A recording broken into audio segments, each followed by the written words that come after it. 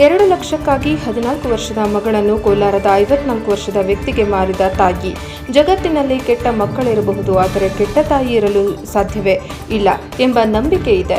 ತನ್ನ ಮಕ್ಕಳನ್ನು ತನಗಿಂತ ಉತ್ತಮ ಜೀವನ ನಡೆಸಬೇಕೆಂಬ ಆಸೆ ಈ ಎಲ್ಲ ಅಮ್ಮಂದರಿಗೂ ಇರುತ್ತದೆ.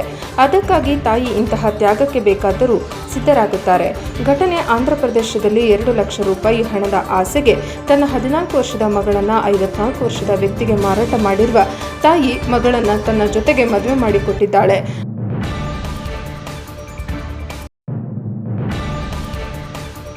ಅಣ್ಣಮ್ಮ ಜಿಲ್ಲೆಯಲ್ಲಿ ಅವಮಾನೀಯ ಘಟನೆಯೊಂದು ಬೆಳಕಿಗೆ ಬಂದಿದೆ. ಇಲ್ಲಿನ ತಾಯಿ ಒಬ್ಬಳು ತನ್ನ ಅಪ್ರಾಪ್ತ ವಯಸ್ಸಿನ ಮಗಳನ್ನು ಮಾರಾಟಕ್ಕೆ ಇಟ್ಟಿದ್ದಾರೆ.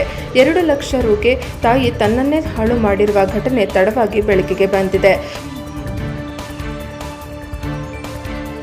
ಪುಂಗನೂರಿನ ಬಿಡಿ ಕಾಲೋನಿಯ 14 ವರ್ಷದ ಅಪ್ರಾಪ್ತ ಬಾಲಕಿಯನ್ನು ರಾಜೇಶ್ ರೆಡ್ಡಿ ಎಂಬ 54 ವರ್ಷದ ವ್ಯಕ್ತಿಗೆ ಮಾರಾಟ ಮಾಡಲಾಗಿದೆ.